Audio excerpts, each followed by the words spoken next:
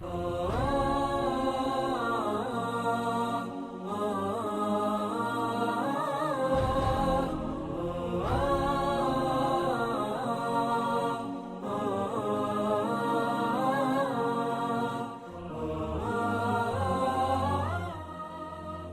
Education centres اور Uyghur مسلمان۔ چین کے مسلم اکثریتی مقبوضہ ریاست سنکیانگ میں مسلمانوں کو ری ایجوکیشن کے نام پر ان کے مذہب سے جبری طور پر دور کیا جا رہا ہے۔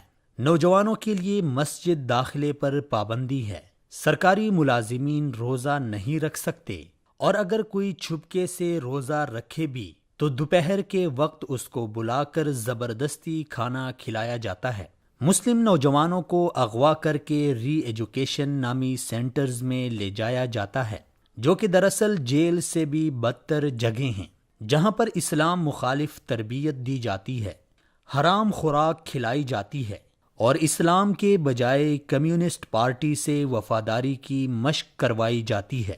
انکار کرنے پر تشدد کا نشانہ بنایا جاتا ہے۔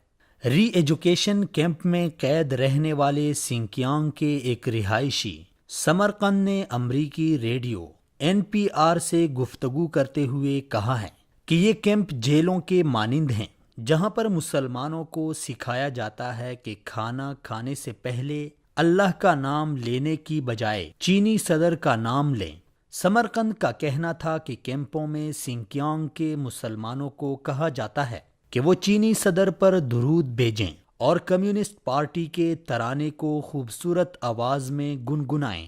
ان کا مزید کہنا تھا کہ کیمپوں میں 126 قسم کے جھوٹ بولنے کی تربیت دی جاتی ہے، اور یہ لازم کروایا جاتا ہے کہ اسی صورت میں ان جیل نما کیمپوں سے آزادی ملے گی جب تک ان 26 جھوٹوں کو اپنی زندگیوں میں مکمل طور پر نافذ نہیں کیا جائے گا۔ ایغور مسلمانوں کے لیے لازم ہے کہ وہ روزانہ 26 جھوٹوں کو دہرائیں، جن میں یہ باتیں بھی شامل ہیں: دین افیون ہے، دین بری چیز ہے، انسان کی زندگی میں مذہب کی کوئی اہمیت نہیں، کمیونسٹ پارٹی پر یقین رکھیں کیونکہ وہی آپ کے روشن مستقبل کی ضامن ہے۔